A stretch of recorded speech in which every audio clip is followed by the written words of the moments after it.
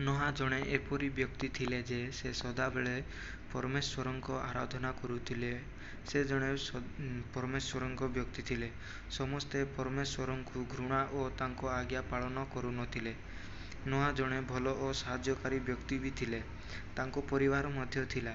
ଦିନେ ପରମେଶ୍ୱର ନୋହାକୁ କିଛି ଆଶ୍ଚର୍ଯ୍ୟ କଥା କହିଲେ ଯେ ମୁଁ ଏହି ଦୁର୍ବଳ ଦୁନିଆକୁ ଉଜାଡ଼ି ଦେବି।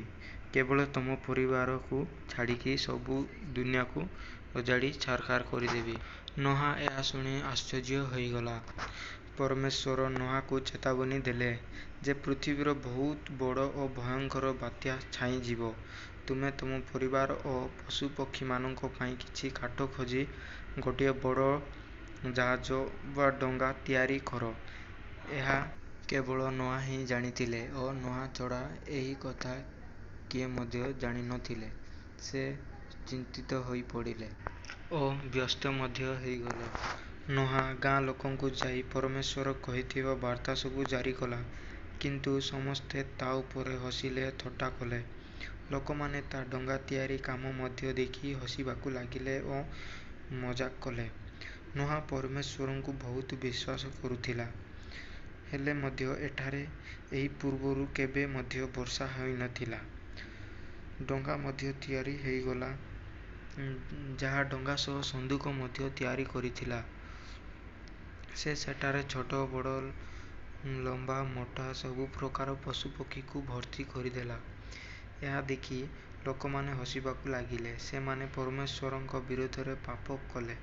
ଶେଷରେ ସବୁ ପଶୁପକ୍ଷୀ ଗଲେ ଓ ପରମେଶ୍ୱର ନୋହା ଓ ତାଙ୍କ ତିନି ପୁଅ ଓ ତାଙ୍କ ସ୍ତ୍ରୀଙ୍କୁ ଡଙ୍ଗାକୁ ନିମନ୍ତ୍ରଣ କରି କବାଟ ବନ୍ଦ କରିଦେଲେ।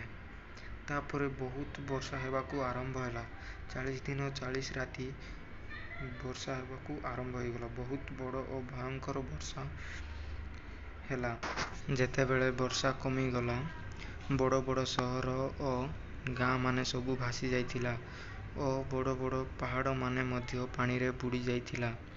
ସମସ୍ତ ପ୍ରାଣୀଙ୍କର ମୃତ୍ୟୁ ଘଟିଥିଲା। 5 ସପ୍ତାହ ପରେ ପରମେଶ୍ୱର ବାୟୁ ଓ ଖରା ଛାଡ଼ିଲେ। ସେ ଡଙ୍ଗା ଧୀରେ ଧୀରେ ଯାଇକି ଗୋଟିଏ ପାହାଡ଼ରେ 40 ଦିନ ଯାଏଁ ଅଟକି ରହିଲା। ନୋହା ସନ୍ଦୁକରୁ ଗୋଟିଏ କାଉ ଓ ପାରାକୁ ପଠାଇଲେ। କୋଉଠି ବି ଶୁଖିଲା ଜାଗା ନ ପାଇ ସେମାନେ ନୋହାଙ୍କ ପାଖକୁ ଫେରିଲେ। ପୁଣି ଗୋଟିଏ ସପ୍ତାହ ପରେ ନୋହା ଆଉ ଥରେ ପ୍ରୟାସ କଲେ। ଏଥର ପାରା ଜୈତୁନର ଏକ ନୂଆ ପତ୍ର ନେଇକି ଫେରିଲା।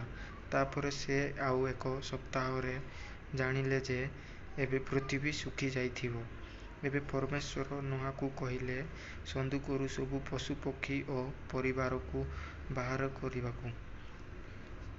ଏସବୁ ପରେ ନୋହା ଆଉ ତା ପରିବାର ଏକ ନୂଆ ଜୀବନ ଜିଇଁଲେ।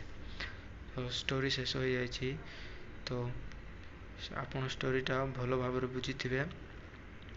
ତ ମୋ ଚ୍ୟାନେଲକୁ ଲାଇକ୍ ସେୟାର ଆଉ ସବସ୍କ୍ରାଇବ୍ କରି ଆଉ କିଛି ବାଇବେଲ ଷ୍ଟୋରି ମଧ୍ୟ ଦେଖିନିଅନ୍ତୁ।